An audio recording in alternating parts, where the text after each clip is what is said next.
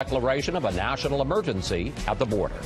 This week, self-described Democratic Socialist Bernie Sanders jumped into the 2020 race, adding to a large and growing field of candidates who are taking the party further left. Joining us now, the chair of the Democratic National Committee, Tom Perez. Mr. Chairman, welcome back to Fox News Sunday. Great to be with you, Chris. President Trump is pretty clear about at least one way he intends to go after the Democratic Party and whoever you nominate in 2020. Take a look. The Democrat Party has never been more outside of the mainstream.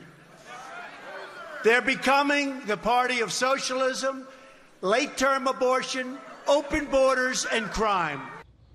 Whether it's the Green New Deal or Medicare for All or suggestions about very high tax rates on the super wealthy, how do you defend against President Trump's charge and effort to portray the Democratic Party, your tax and spend policies, as socialist? This is one of the oldest tricks in the playbook, Chris. You go back 75 years when Republicans don't want to discuss the issues that matter to real people.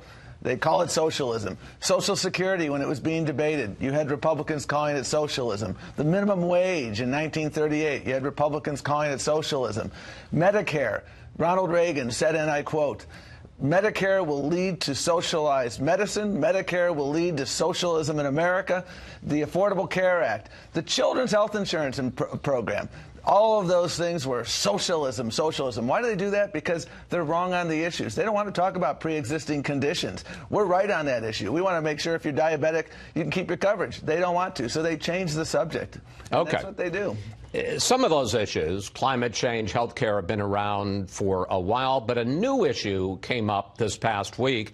3 Democratic candidates for president now say they support reparations, compensating the descendants of slaves. Here they are. I have long thought that this country would be better off if we did find a way to do that. America has a history of 200 years of slavery. Mm-hmm.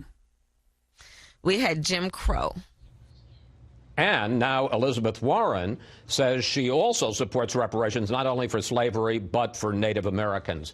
You talk about some of these other issues and say, well, the Republicans have always called them socialists. Back in 2016, Barack Obama, Hillary Clinton, Bernie Sanders all dismissed the idea of reparations. And polls have shown that the vast majority of Americans are against the idea. Are you comfortable with some of your leading Democratic candidates talking about reparations compensating the descendants of victims of slavery? Civil rights is the unfinished business of America, Chris, and we've seen throughout our nation's journey that we have more work to do.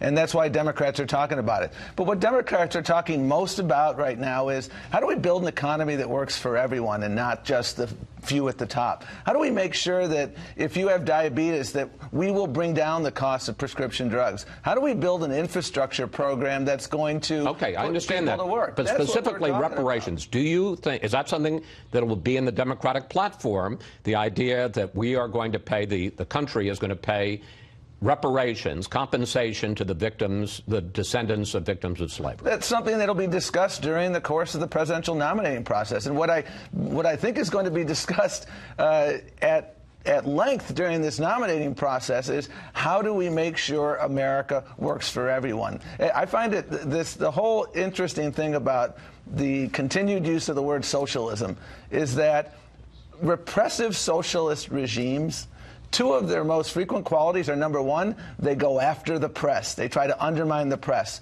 And number 2, they have endemic corruption. And I find it very ironic when you hear this president using the word socialist all the time. I mean, Putin, Kim, Castro, what they all have in common is they were doing so many of the same things. You shouldn't be attacking the press the way this president does. It's unprecedented. You shouldn't be. I got to interrupt for a second. Are you putting the president in the same class with Putin and Kim and Castro? I'm just saying authoritarian socialist regimes undermine the media. That is wrong. You shouldn't do that.